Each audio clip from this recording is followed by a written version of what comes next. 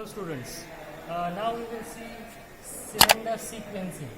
Now cylinder sequencing means when the two double acting cylinders are to work in tandem with each other.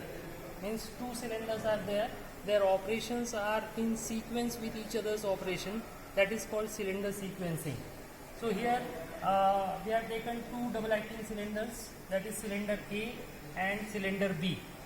Now how the application is, when the cylinder A extends, after that cylinder B should extend, and when the cylinder B is fully extended, then cylinder A will retract, and after complete retraction of cylinder A, cylinder B will retract. Okay, so this is how the cylinder sequencing is there. If you see the code of the cylinder sequencing, then it is A plus, that means extension of cylinder A, then B will extend, so B plus, then cylinder A will retract, so it is A minus, and the last cylinder B will retract, so B minus. So this is the sequence that we need to maintain. This is the sequence for which we have to design the pneumatic circuit, that is A plus, B plus, A minus, B minus. Now how to achieve this cylinder sequencing? Now for this, or to achieve this cylinder sequencing, we need certain limit switches. So here we have used two limit switches. One limit switch is to detect the full extension of cylinder A. Another limit switch B1 is there to check the full extension of cylinder B, and then these two limit switches are used for maintaining this cylinder sequencing. How? We will see. So this is double acting cylinder A. It is operated by a 5x2 DCV. The actuating mechanism of this 5x2 DCV is pneumatically operated. Now the cylinder A will extend when push button 1. So this is a push button 1 will be pressed. So once you press the push button 1, it will extend. Now after that, after the extension of cylinder A1, this is a 3x2 limit switch. So this A1, this is nothing but a 3x2 DCV limit switch.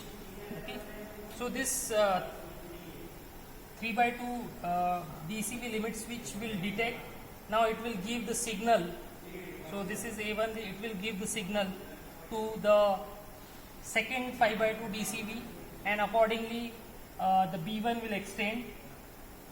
Now once the B1 will extend, then this B1 will detect the full extension of cylinder B, and then it gives the signal. Here you can see that the retraction of cylinder A is taken care by B1, and when this B1 detects the full extension of cylinder B, then it will give signal to this 5x2 DCV, and accordingly this cylinder A will retract. Now to have retraction of B, so to have a retraction of B, here we have provided another push button 2. Okay, so by pressing the push button 2, you will have the final retraction of cylinder B. So this is how this cylinder sequencing can be maintained. We will see the operation one more time. This is cylinder A, this is cylinder B. Cylinder A is operated by this 5x2 DCV. Cylinder B is operated by this 5x2 DCV. The extension of cylinder A is taken care by this push button PB1, and the retraction of cylinder A is taken care by the 3x2 DCV limit switch. Okay, so this is B1. Similarly, the extension of cylinder B is taken care by the 3x2 limit switch A1, and the retraction of cylinder B is taken care by another push button 2. Okay, so this is how this cylinder sequencing can be maintained. By adding some more limit switches, you can actually remove or replace these push buttons also. That means the entire cycle will be in automatic sequence. Okay. Now we will see the realization of this pneumatic circuit at the trainer kit. Now this is the realization of the pneumatic circuit that we have drawn on the whiteboard. As per the circuit, here we have taken the two double acting cylinders. This is first double acting cylinder A and this is second double acting cylinder B. To operate the first double acting cylinder, this is a first 5/2 DCV, and to operate this double acting cylinder, here we have taken another 5/2 DCV. Now to detect the full extension motion of cylinder A, the limit switch is provided here, and to detect the full extension of cylinder B, this limit switch is provided. Here one push button is provided to initiate the process of cylinder sequencing. So when I press this push button, it gives the signal to this 5/2 DCV, and you will have the extension motion of cylinder A. When this limit switch detects the full extension of cylinder A, it gives the signal to this 5/2 DCV for extension of cylinder B. So accordingly, cylinder B will extend. When cylinder B will fully extend, then this limit switch detects the full extension of cylinder B, and it gives signal to this 5/2 DCV for retraction of cylinder A. Okay, for retraction of cylinder A, and the moment cylinder A will retract completely, then another push button is there which will retract the cylinder B. Okay, so this 5/2 DCV push button will give the signal for the extension. Now this limit switch will give the signal for cylinder B extension.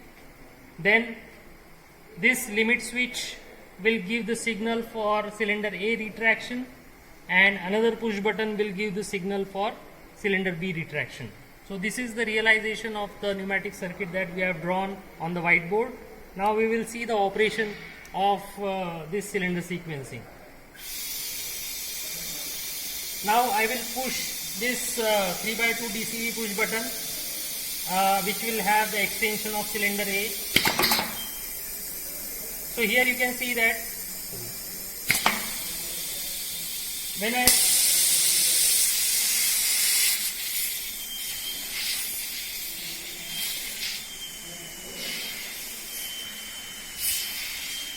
there is some leakage.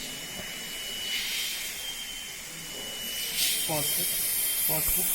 You will have a retraction machine.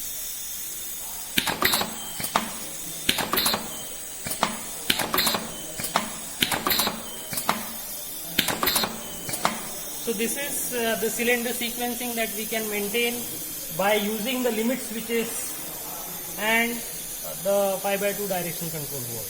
Okay. So thank you very much.